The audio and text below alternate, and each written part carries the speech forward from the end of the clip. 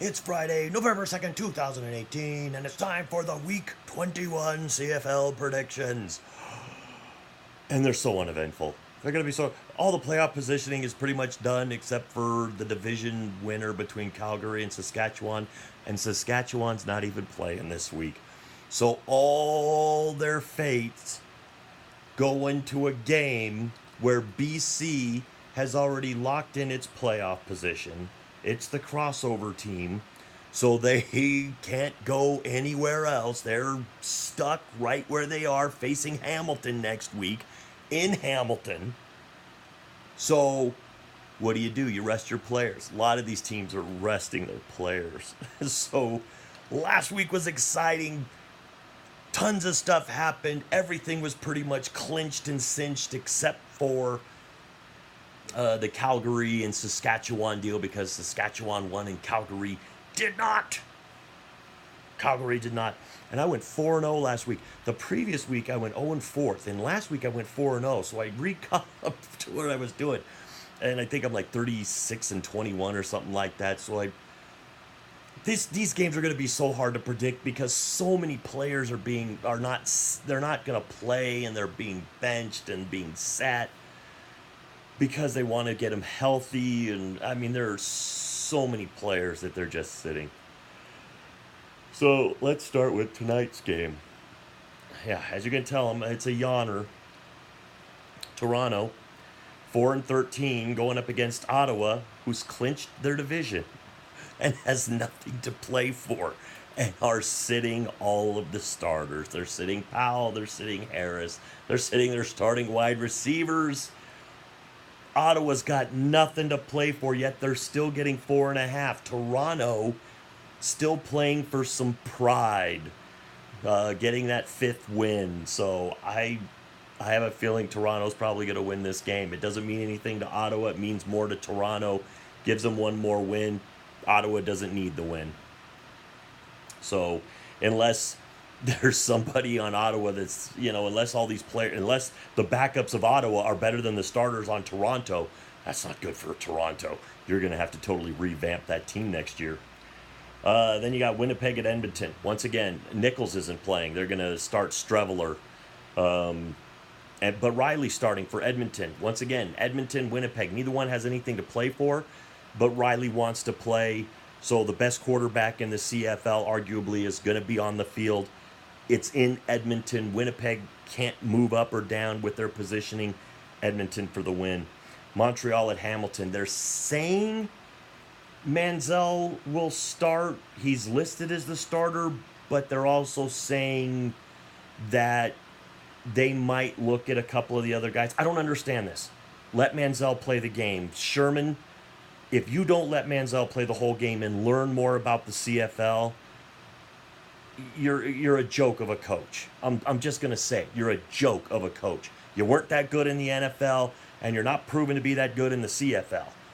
If you don't play Manziel, now I understand he has a slight hand injury, but by what I've seen, that's not supposed to keep him out. You're listing him as the starter.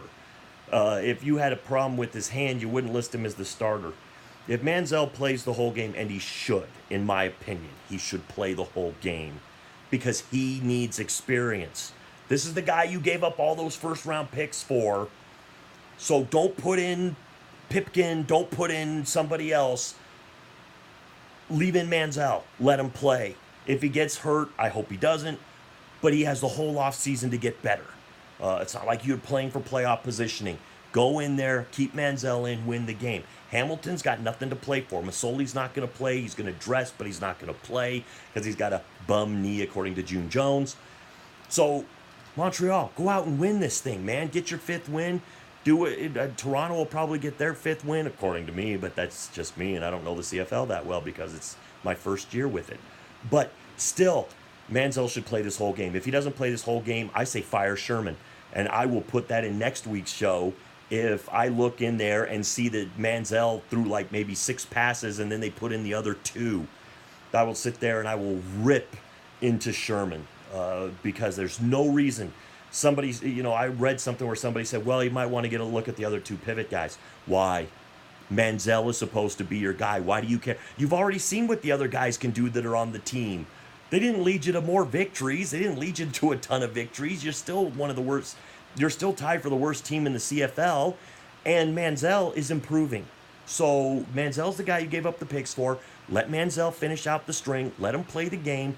Don't bench him. Don't look at the other two guys because you already know that they're not better than Manziel's going to be. Play Manziel the whole game. So it makes this game tough to pick.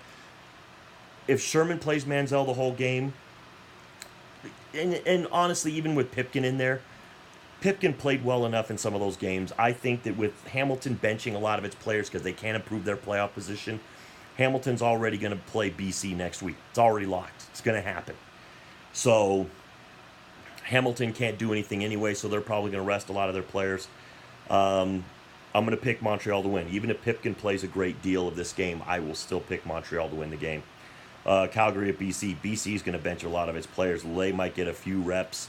They're going to bench other players that are banged up and whatnot. Wally Bueno is, he's a hard-nosed guy, and he wants to win, and they have a really good record at home. But Calgary is a really good team, and they are going to be playing their starting quarterback, Bo Levi Mitchell.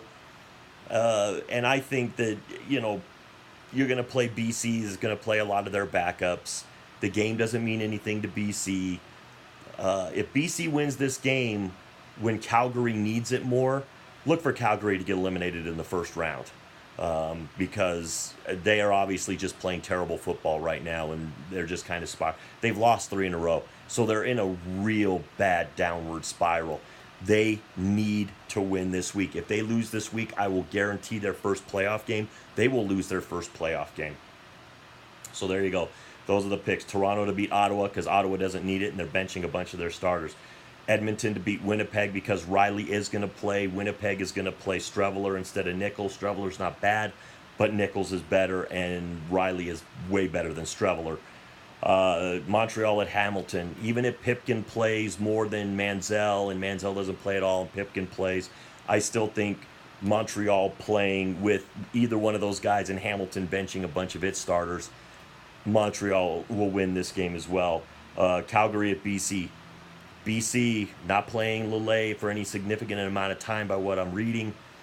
Calgary's going to be in full, we want to win the division so that we can get that, nice road to the playoffs without having to play the extra game.